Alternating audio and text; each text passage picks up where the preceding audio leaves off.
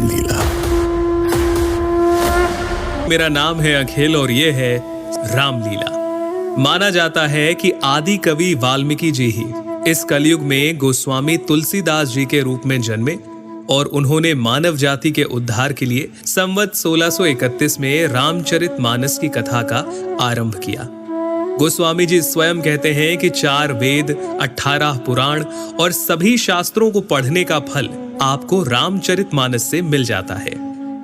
राम जी की कथा सबसे पहले शिव जी माता पार्वती को सुनाते हैं।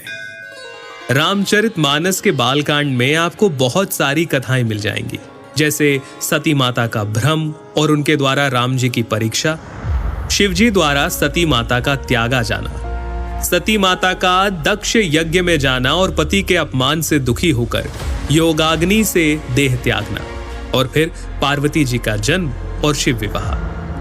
परंतु राम जी के अवतार लेने के 2 मुख्य कारण रामचरितमानस में आप जान पाएंगे। पहला, मनु और शत्रुपा का 10,000 वर्षों तक का कठिन तप, जहां वो प्रभु से कहते हैं कि हमें आप जैसा पुत्र प्राप्त हो, जिसके उत्तर में करुणा निधान भगवान कहते हैं, ऐसा ही हो हे राजन, मैं अपना समान कहां जाकर खोजूं? अतः स्वयं ही आकर तुम्हारा पुत्र बनूंगा।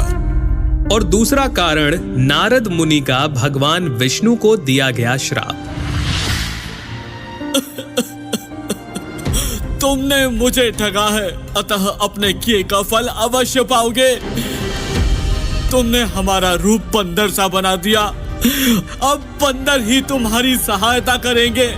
तुमने मेरा बड़ा आहित किया है, इसलिए तुम्हें भी स्त्री वियोग में दुखोगे। एक ओर जहां राम जन्म की भूमिका बन रही थी, वहीं पुलत्स्य ऋषि के कुल में जन्म हुआ भाइयों समेत 10 सर और 20 भुजाओं वाले प्रचंड पराक्रमी रावण का। रावण और उसके भाइयों ने ब्रह्मा जी की तपस्या कर उनसे वरदान मांगा। रावण ने कहा, हे जगदीश्वर, वानर और मानव, इन 2 जातियों को छोड़कर हम किसी के मारे ना मरे। और कुंभकर्ण सरस्वती जी के प्रभाव के चलते इंद्रासन के स्थान पर निद्रासन का वर मांग बैठे, और विभीषण ने प्रभु चरणों में निष्काम प्रेम का वरदान मांगा। चलिए आगे बढ़ते हैं और आते हैं राजा दशरथ पर, जिन्हें ग्लानि थी कि उन्हें कोई पुत्र नहीं था। गुरु वशिष्ठ के कहे अनुसार महाराज दशरथ ने ऋषि श्रृंगी को बुलाकर पुत्र कामेष्ठी यज्ञ किया, जहां अग्निदेव स्वयं हाथ में चरु यानी कि खीर लिए प्रकट हुए, और इस खीर के प्रभाव से तीनों रानियां यानी माता कौशल्या, माता कैकेयी और माता सुमित्रा गर्भवती हुईं, और चैत्र मास के शुक्ल पक्ष की 9वीं तिथि को दोपहर के समय प्रभु श्री राम का